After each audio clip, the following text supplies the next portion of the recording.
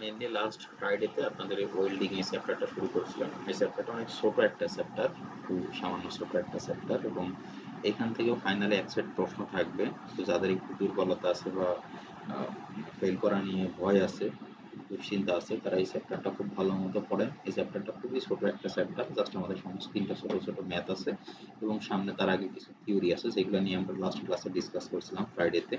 তো এখান থেকে থিওরি ম্যাথ মিলাই এক সেট থাকবে।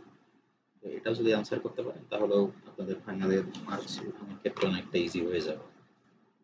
তো এই চ্যাপ্টারের প্রথমে আমরা আলোচনা করছিলাম লাস্ট ফ্রাইডেতে যে ওয়েল্ডিং কি সেটা আলোচনা করছিলাম। এখানে পুরো বাই ডেফিনেশন ওয়েল্ডিং কি জিনিস সেটা লেখা আছে। দুইটা টাইপের ওয়েল্ডিং, একটা ফরজ ওয়েল্ডিং আর একটা ফিউশন ওয়েল্ডিং। সেটা কি জিনিস সেটা ডেফিনেশন এখানে খুব সিম্পল ভাষায় লেখা আছে, সহজ ভাষায়। এরপরে এখানে advantage of welding, disadvantage of welding এগুলো লেখা আছে। এগুলো আমরা আমাদের মতো লাস্ট ক্লাসে আলোচনা করছিলাম যে এখানে যেগুলো লেখা আছে সেগুলাই লিখতে হবে, এমনটা নেসেসারি না। আপনার কাছে যেটা ওয়েল্ডিং এর সুবিধা যেটা মনে হয় বা জাস্ট চিন্তা করে থিঙ্কিং করে যেটা মনে হয় যে এটা ওয়েল্ডিং এর একটা অ্যাডভান্টেজ বা এটা ডিসঅ্যাডভান্টেজ, সেটা যদি রাইট থাকে তাহলেও হবে। বা এর বাইরেও যদি অন্য কোনো কোথাও থেকে পড়াশোনা করেন বা অন্য কোনো আইডিয়া আপনার থেকে থাকে সেটা অ্যাডভান্টেজ বা ডিসঅ্যাডভান্টেজ হইতে পারে, সেটা লিখলেও হবে। এখানে জাস্ট কিছু আর কি পয়েন্ট গুছায় লেখা আছে, এগুলোও পড়ে নিতে পারেন।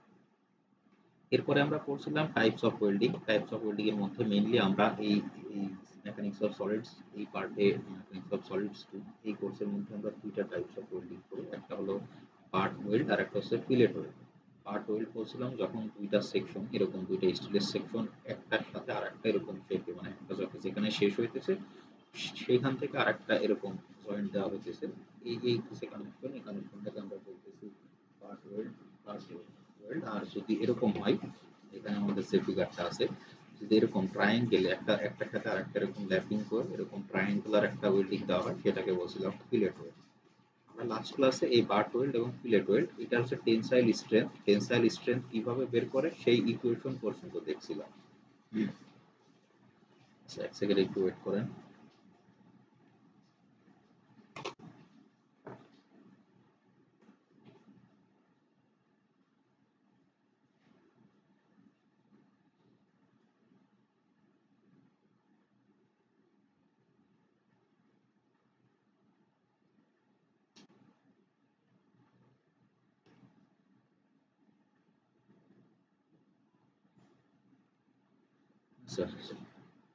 সরি, তো যেটা বলতেছিলাম যে আমরা লাস্ট ক্লাসে এই বাট ওয়েল্ড এবং ফিলেট ওয়েল্ড এটা টেনসাইল স্ট্রেংথ বের করার যে ইকুয়েশন, অর্থাৎ tensile strength F equal two যে ইকুয়েশন, সেই ইকুয়েশন দুইটা আমরা দেখছিলাম লাস্ট ক্লাসে, সেখান থেকে কোনো প্রবলেম সলভ করি নাই।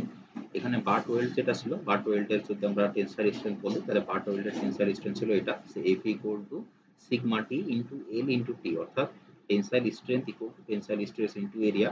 টেনসাইল স্ট্রেসটাকে সিগমা টি দ্বারা প্রকাশ করা হয়, আর এরিয়া মানে হলো কতটুকু জায়গা ওয়েল্ডিং করা আছে, তো সেই এরিয়াটা হলো লেন্থ ইন্টু থিকনেস। আর যদি ফিলেট ওয়েল্ডের কথা বলি তাহলে সেক্ষেত্রেও মেন কনসেপ্টটা same, tensile strength equal to tensile stress into area. তো এখানে টেনসাইল স্ট্রেসের ক্ষেত্রে যখন টেনসাইল স্ট্রেস সিগমা টি এর সাথে যখন আমরা এরিয়া বের করি, যখন এই ট্রায়াঙ্গুলার শেপটার এরিয়া বের করার সময় আমরা এখানে সাইন যেহেতু আমরা এখানে যে ট্রায়াঙ্গেলটা আছে সেই ট্রায়াঙ্গেলটা আমরা বলতেছি এটা সবসময় 45 ডিগ্রি, অর্থাৎ এই দুইটা লেগ এইটা এবং এটা ইকুয়াল থাকতে হবে, যতটুকু থিকনেস ততটুকু এদিকে ওয়েল্ডিং করতে হবে, সেই অনুযায়ী 45 ডিগ্রি অনুযায়ী আমাদের এখান থেকে যে ইকুয়েশন লাস্ট ইকুয়েশনটা আসছিল এরকম, sigma T into 0.707 into L আর টি। আর যদি কোথাও এরকম একই একটা কানেকশনের সময় দুইটা এরকম ফিলেট ওয়েল্ডিং থাকে তাহলে সেক্ষেত্রে আমরা দুই গুণ করে এই যে এরকম দুই গুণ করে 1.414 সিগমা টি ইন্টু এল টি লিখতে পারি। যদি একটা কানেকশন তাহলে জাস্ট 0.707 সিগমা টি ইন্টু এল। এটা আমরা লাস্ট ক্লাসে দেখছিলাম। আজকে মেইনলি আমরা এখান থেকে যে ম্যাথমেটিক্যাল প্রবলেম সলভ করব। সো এখানের ম্যাথমেটিক্যাল ওয়েল্ডিং এর এখানে আমাদের এই কোর্সে ওয়েল্ডিং এর যে প্রবলেমগুলো আছে এইগুলা একদমই সিম্পল প্রবলেম, জাস্ট এক লাইনে ফর্মুলা বসায়ে জাস্ট ভ্যালুগুলো বসায়ে ক্যালকুলেশন করলেই শেষ। এখানে আসলে মানে নিজে চিন্তা করা বা কনসেপ্ট খাটানোর জায়গাটাও খুবই কম।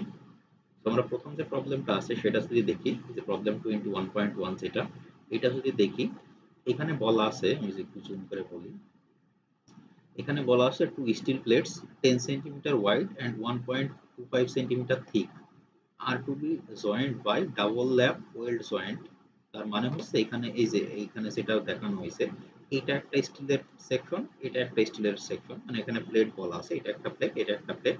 এটার উইডথ মানে হচ্ছে এখান থেকে এই বরাবর যে প্রশস্ততা, সেই প্রশস্ততা বলা আছে 10 সেন্টিমিটার, এবং থিকনেস মানে হলো এই যে কতটুকু মোটা সেই থিকনেসটা বলা আছে 1.25 সেন্টিমিটার। এবং এটা জয়েন্ট করা আছে এরকম ফিগারে যেরকম দেখা আছে এরকম ফিলেট ওয়েল্ডিং এর মাধ্যমে বা ল্যাব জয়েন্টের মাধ্যমে এখানে এরকম ওয়েল্ডিং করা আছে। এখান থেকে বলতেছে find the length of weld if the maximum tensile stress is not to exceed 75 newton per millimetre square. তার মানে হলো আমাদের এখানে যে ওয়েল্ডিংটা আছে সেই ওয়েল্ডিংটা লেন্থ আমাদের বের করতে হবে যখন ম্যাক্সিমাম টেনসাইল স্ট্রেসের ভ্যালুটা বলা আছে 75 newton per millimetre square cross করবে না, সেই পজিশনে বা এই কন্ডিশনে আমাদের এখানে লেন্থটা কত, ওয়েল্ডিং আমরা কত মিলিমিটার বা কত সেন্টিমিটার পর্যন্ত আমরা ওয়েল্ডিং করব সেই ওয়েল্ডিং লেন্থটা আমাদের বের করতে বলতেছে। এখানে লাস্টে আরো বলা আছে maximum tensile load carried by the plates is 100 kilonewton. তার মানে হলো এখানে যে স্টিলের প্লেট আছে, স্টিলের প্লেটটা এই যে এই বরাবর এফ একটা টেনশন ফোর্স দেওয়া আছে, এখানে এই বরাবর এফ দ্বারা ফোর্স প্রয়োগ করা আছে, এই বরাবর এফ ফোর্স প্রয়োগ করা আছে। এটা বলতেছে যে এই ওয়েল্ডিং এর দ্বারা টোটাল আমাদের 100 কিলোনিউটন লোডকে রেজিস্ট করা লাগবে বা 100 কিলোনিউটন লোডকে ধরে রাখতে হবে। অর্থাৎ আমাদের এখানে সহজ কথায় যদি আমি একটু ঘুরাই বলি তাহলে এখানে যে ওয়েল্ডিংটা আছে সেই ওয়েল্ডিংটার টেনসাইল স্ট্রেংথ হলো 100 কিলোনিউটন। মানে এই 100 কিলোনিউটন পর্যন্ত লোডে এটা ঠিক থাকবে, যদি 100 থেকে বেশি হয় তাহলে এখানে যে ওয়েল্ডিংটা আছে এটা ফেল করে যাবে। এই হলো কন্ডিশন, আমাদের সব ভ্যালুই দেওয়া আছে, এখান থেকে শুধুমাত্র আমাদের বের করতে হবে ওয়েল্ডিং লেন্থ অর্থাৎ এল, যেটা এল এর ভ্যালুটা বের করতে হবে। তো প্রথম প্রবলেমে এখানে যে আমরা যদি গিভেন ইনফরমেশন গুলো খেয়াল করি, প্রথমে বলা আছে width of the plate, width of the plate অর্থাৎ এই যে বরাবর যে প্রশস্ততা দেওয়া আছে সেটা হলো 10 সেন্টিমিটার। এখন যেহেতু এখানে যে ভ্যালুটা আছে আমাদের টেনসাইল স্ট্রেসের যে ভ্যালুটা আছে এটা নিউটন পার মিলিমিটার স্কয়ার স্কেলে আছে, তাই আমরা সবগুলোকে মিলিমিটার স্কেলে কনভার্ট করে নিতেছি। আপনি যদি সবগুলোকে মিটার বা অন্য কোনো সেম ইউনিটে কনভার্ট করেন তাহলেও কোনো অসুবিধা নাই। এখানে আমরা যেহেতু এই ইউনিটটা মিলিমিটার আছে তাই আমরা সবগুলোকে মিলিমিটারে কনভার্ট করে নিতেছি। উইডথ অফ দ্য প্লেট বলা আছে 10 সেন্টিমিটার, 10 সেন্টিমিটার থেকে আমরা মিলিমিটারে নিতে হলে আমরা জানি 1 সেন্টিমিটার সমান 10 মিলিমিটার, তাই 10 ইনটু 10 করলে 100 মিলিমিটার। সেম ভাবে থিকনেস অফ দ্য প্লেট বলা আছে 1.25 সেন্টিমিটার, সেটাকেও যদি আমরা মিলিমিটারে করতে চাই তাহলে 1.25 ইনটু 10 এটা করলে আসে 12.5 মিলিমিটার। এখন আমাদের টেনসাইল স্ট্রেস, যেটা টেনসাইল স্ট্রেসের ভ্যালু দেওয়া আছে 75 নিউটন পার মিলিমিটার স্কয়ার, অর্থাৎ টেনসাইল স্ট্রেস সিগমা টি এর ভ্যালু দেওয়া আছে 75 নিউটন পার মিলিমিটার স্কয়ার। এবং আমাদের যে ম্যাক্সিমাম লোড, সেই ম্যাক্সিমাম লোডটা বলা আছে এফ, অর্থাৎ টেনসাইল স্ট্রেংথ যেটা, টেনসাইল স্ট্রেংথ বা টেনসাইল লোড যেটা সেটা বলা আছে F equal two 100 kilo Newton. এখন যেহেতু এখানে স্ট্রেসের যে ভ্যালুটা সেটা নিউটন ইউনিটে আছে, তাই কিলো নিউটনকে আমরা 1000 দ্বারা গুণ করে নিউটনে কনভার্ট করে দিই।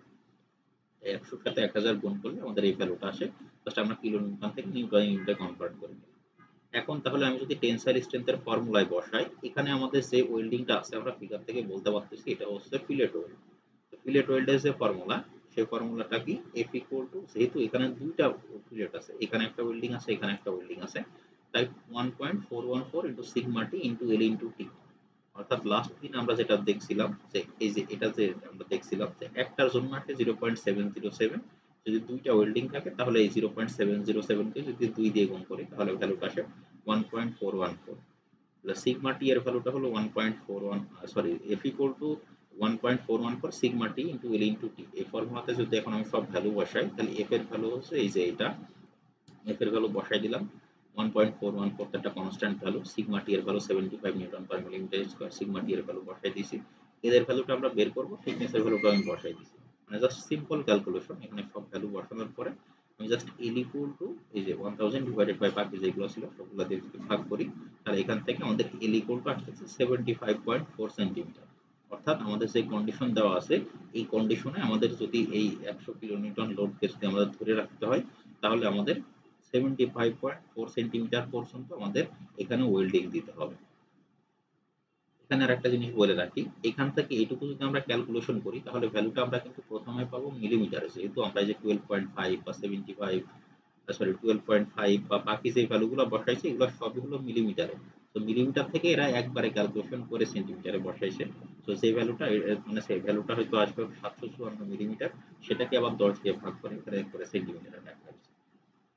তো জাস্ট সিম্পল ম্যাথ, ফর্মুলা বসানো, ফর্মুলা বসানোর পরে সব ভ্যালু দেওয়াই আছে, জাস্ট একটা আননোন সেটাকে বের করে আনসারটা চলে আসবে। এটুকু বুঝতে কারো কোনো অসুবিধা আছে?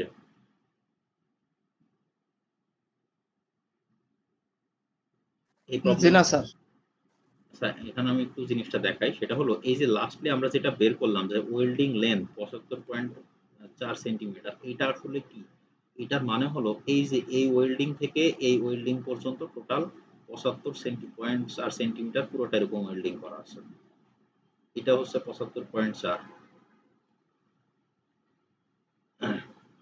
আচ্ছা, এরপরে যে পরের প্রবলেম যেটা আছে ২১.২, এখানে বলা আছে still plate 10 centimetre wide and 1 centimetre thick. আচ্ছা, আমি একটু একটা জিনিস স্ট্রিক্টলি বলে দেই।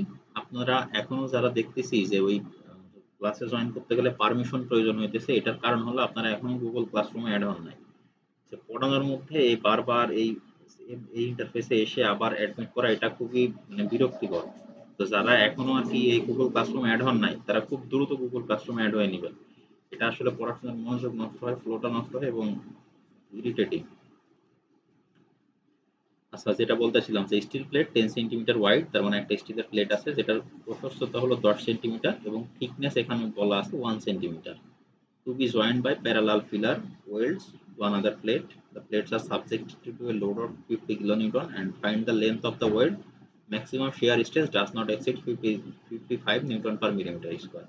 তার মানে এই আগের প্রবলেমটা আর এই প্রবলেমটার মধ্যে খুব একটা বেশি মানে ডিফারেন্স নাই, শুধুমাত্র এখানে বলা ছিল যে থিকনেসটা 1.25 সেন্টিমিটার, এখানে বলা আছে থিকনেসটা 1 সেন্টিমিটার এবং এখানে লোড বলা ছিল 100 কিলোনিউটন, এখানে লোড বলা আছে 50 কিলোনিউটন। এখানে স্ট্রেসটা বলা ছিল 75 নিউটন পার মিলিমিটার স্কয়ার, এই ক্ষেত্রে স্ট্রেসটা বলা আছে 55 Newton per millimetre square. So মোটামুটি ম্যাথ আগের যেরকম করলাম, যেভাবে সলভ করলাম সেরকম একই। এখানে জাস্ট দেখেন এখানে চেঞ্জটা কি, এখানে হলো এই ফিগারটা হলো এইটা, এই যে ফিগারটা দেওয়া আছে। এখন এই ফিগার থেকে সেম আগের মতো আমাদের ওয়েল্ডিং লেন্থ কতটুকু ওয়েল্ডিং করা লাগবে, সে ওয়েল্ডিং এর ভ্যালু লেন্থটা আমাদের বের করতে বলতেছে। তো সেম একই ফর্মুলা, আগের মতোই ফর্মুলা, আমি জাস্ট ফিগার থেকে দেখতেছি এখানে একটা ওয়েল্ডিং আছে, এখানে একটা ফিলেট ওয়েল্ডিং আছে।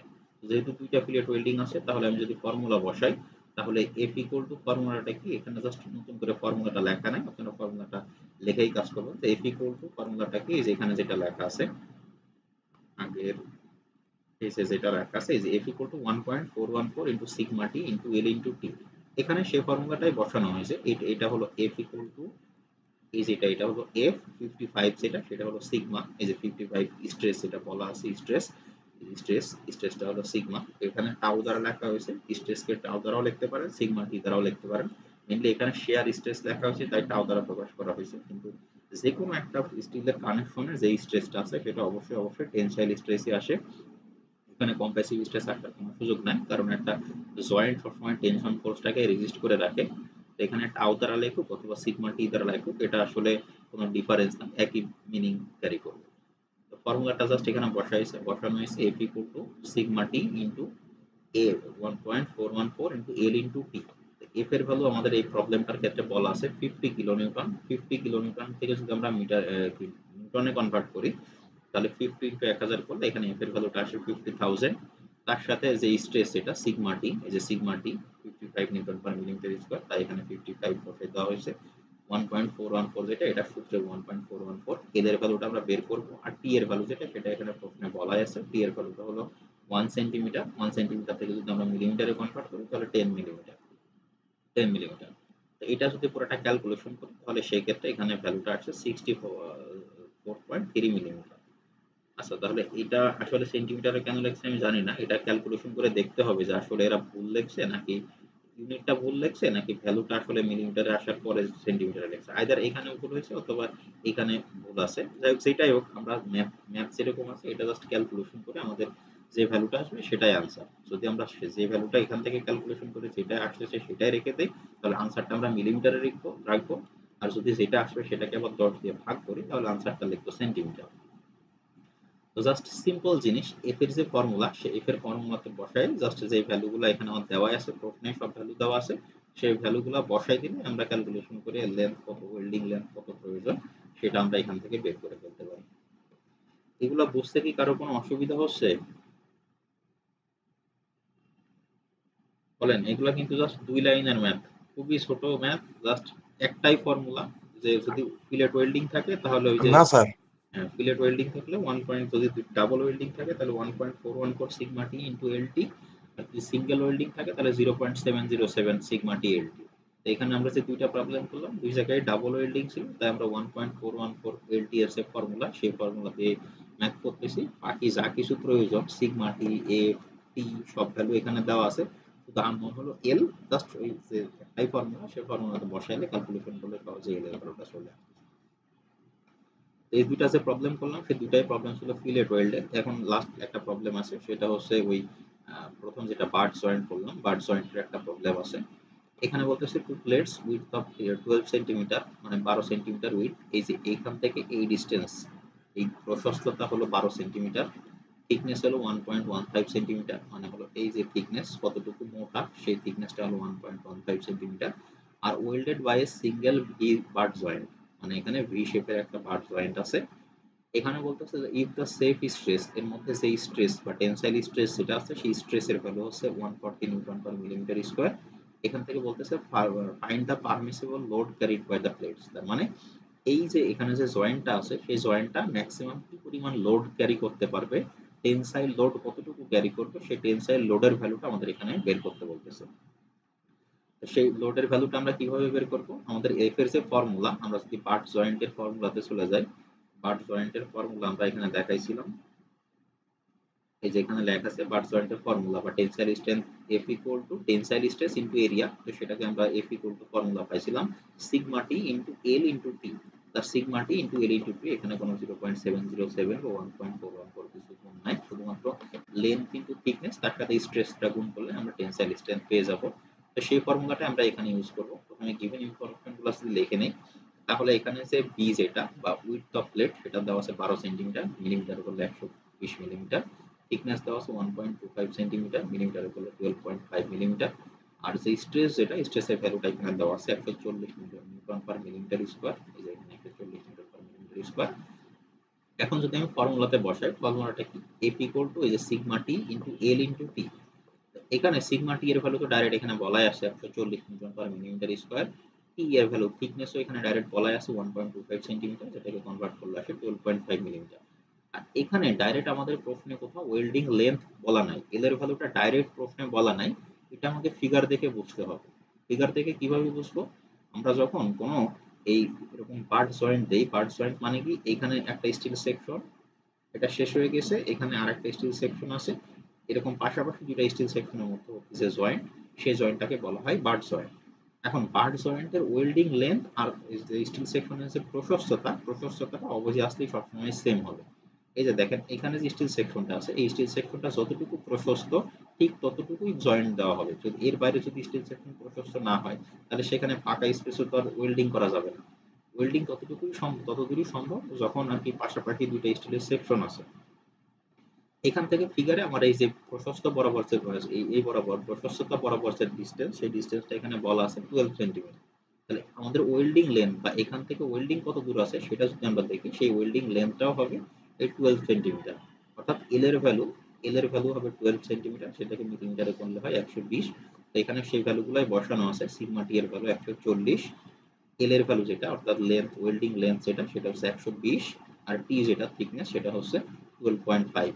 সেটা যদি পুরোটা ক্যালকুলেশন করি তাহলে এখান থেকে আমাদের টেনসাইল স্ট্রেংথ আসতেছে, এটাতে নিউটন, নিউটন থেকে যদি আমরা কিলোমিটার 1000 দ্বারা ভাগ করি তাহলে সেই ক্ষেত্রে ভ্যালুটা আসে 210 কিলোমিটার। অর্থাৎ আমাদের এই যে ওয়েল্ডিংটা আছে, এই ওয়েল্ডিংটা এই 210, এই যে এখানে এফ ফোর্স দ্বারা দেখানো হয়েছে, এই 210 কিলোনিউটন পর্যন্ত লোড সে ধরে রাখতে পারবে। এর থেকে বেশি লোড করলে এটা ছিঁড়ে যাবে বা ফেটে যাবে বা ফেল করবে। এখন একটা জিনিস আমি একটু ক্লিয়ার করে দেই, সেটা হলো এই ফিলেট ওয়েল্ড আর বাট ওয়েল্ড এই দুটার এল এর ভ্যালু যখন বলবো, যখন আমরা ফিলেট ওয়েল্ডের দুটা প্রবলেম করলাম, দেখেন এই প্রবলেমের ক্ষেত্রে আমাদের এই প্রথম যে প্রবলেমটা, এই প্রবলেমের ক্ষেত্রে কিন্তু আমাদের একটা ঠিক উইডথ দেওয়া ছিল, প্লেটের একটা উইডথ দেওয়া ছিল, এই যে একটা প্লেটের উইডথ দেওয়া ছিল, প্লেটের উইডথটা ছিল 100 মিলিমিটার বা 10 সেন্টিমিটার বা 100 মিলিমিটার। আর ফাইনালি যখন আমরা ওয়েল্ডিং লেন্থ বের করলাম, সেখান থেকে ওয়েল্ডিং লেন্থ আমরা পাইছি 75.4 মিলিমিটার, এটা সম্ভবত মিলিমিটার হবে, এটা সেন্টিমিটার ইউনিটের ভুল লেখছে। তার মানে হলো এই দুইটা ভিন্ন ভিন্ন, ওই উইডথ অফ দ্য প্লেট আর ওয়েল্ডিং লেন্থ এই দুইটা ভিন্ন ভিন্ন। সেটা কেন ভিন্ন সেটাও আমি এখানে দেখাই দিছি, এই যে ফিগারে দেখাই দিছি।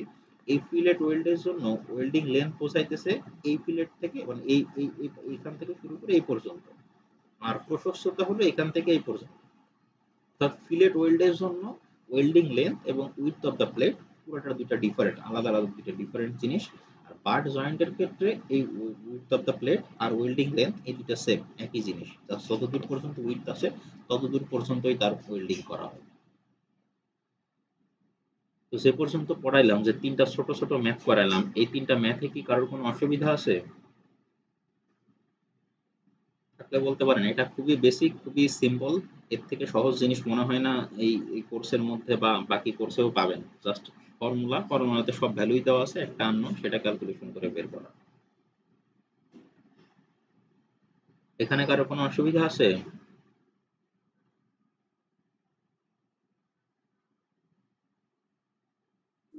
মনে হয় নাই কেউ। আচ্ছা, তাহলে দেখেন আমি এই চ্যাপ্টারটার জাস্ট আমি একটু ওভারভিউ দিয়ে দিই। এই চ্যাপ্টারটা এই পর্যন্তই শেষ। ওয়েল্ডিং মেইনলি আরো কিছুটা থাকে, এটা আমরা যতদূর পড়লাম এটা হলো ওয়েল্ডিং এর একদম বেসিক জিনিস, ওয়েল্ড স্ট্রেংথ বের করার একদম বেসিক জিনিস। এরপর আছে এখানে যে কম্পাউন্ড ওয়েল্ড অ্যানালাইসিস, এই ফিলেট ওয়েল্ডের কম্পাউন্ড আরো অনেক অ্যানালাইসিস আছে। একটা ফিলেট ওয়েল্ড কি পরিমাণ স্ট্রেংথ নিতে পারে তার আরো অ্যানালাইসিস, আরো কিছু সেক টেক এগুলো আছে। মেইনলি সেগুলো পড়ে হলো স্টিল স্ট্রাকচার ডিজাইনের মধ্যে। আমাদের এই মেকানিক্স অফ সলিড স্ক্রু কোর্সের মধ্যে সেগুলো পড়ে না, এই কন্টেন্টের মধ্যে সেগুলো নাই। সো আপনারা ফোর্থ ইয়ারে গিয়ে যখন স্টিল স্ট্রাকচার পড়বেন, স্টিল স্ট্রাকচার পড়ার সময় এই ওয়েল্ডিং এর আরো কিছু ডিটেইলড জিনিস জানতে পারবেন। এখানে তো আমরা জাস্ট দুইটা টাইপস অফ ওয়েল্ডিং দেখলাম, একটা হলো ফিলেট ওয়েল্ড আর একটা হচ্ছে বাট জয়েন্ট। এর ছাড়াও এই ফিলেট ওয়েল্ড আর বাট জয়েন্টেরও আবার কয়েকটা সাব ক্যাটাগরিজ আছে, এবং সেখান থেকে এক একটা ওয়েল্ডিং এর মানে কি পরিমাণ স্ট্রেংথ আরো কিছু অ্যানালাইসিস, এই ফর্মুলার বাইরে আরো আরো অনেক অ্যানালাইসিস আছে, অ্যানালাইসিস বা কিছু ফর্মুলা আছে। সেই ফর্মুলা কিরকম? এখানে তো শুধুমাত্র আমরা এই যে এখানে যে ওয়েল্ডিংটা করা আছে সেই ওয়েল্ডিং এর জাস্ট লেন্থ আর থিকনেস এর উপরে ডিপেন্ড করে আমরা স্ট্রেংথ বের করলাম।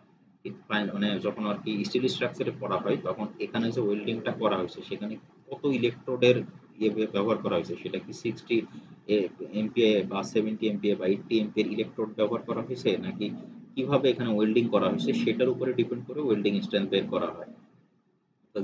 যেটার মাধ্যমে আমি ওয়েল্ডিং করতেছি সেই ওয়েল্ডিং, বা যদি ইলেকট্রিক আর্ক ওয়েল্ডিং করি তাহলে সেক্ষেত্রে মানে কিভাবে ওয়েল্ডিং করতেছি, সেটা কত স্ট্রেংথের ওয়েল্ডিং করতেছি তার উপরে ডিপেন্ড করে ওয়েল্ডিং করা হয়। তো সেটা আমরা যখন স্টিল স্ট্রাকচার পড়বো তখন আর কি এই জিনিসটা শিখবো।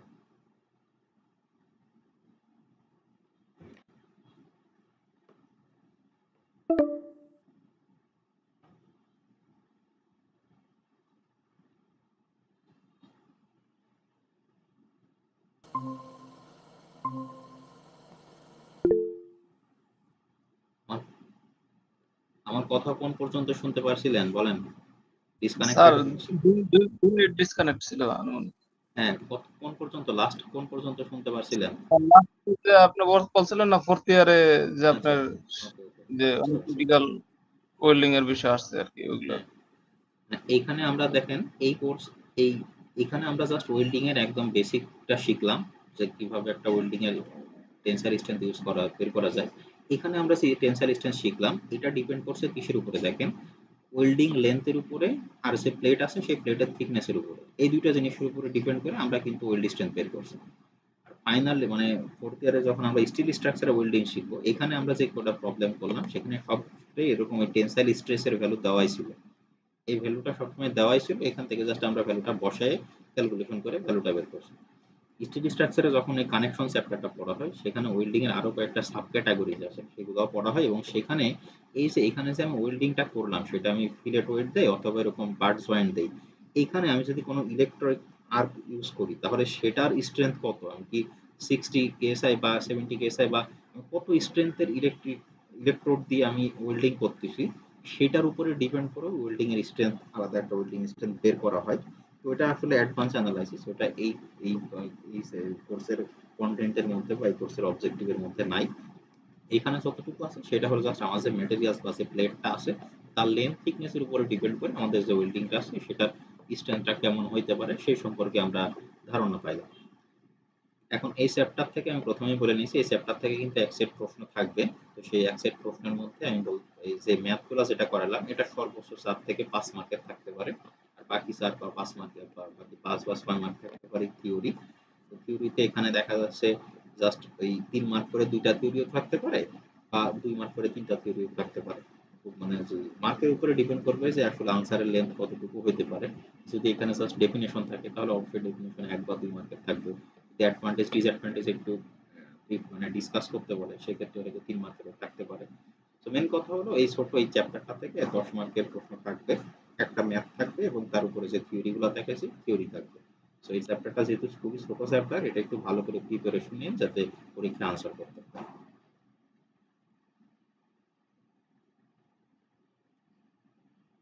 বলেন কার কোনো অসুবিধা আছে এই চ্যাপ্টারের কারো?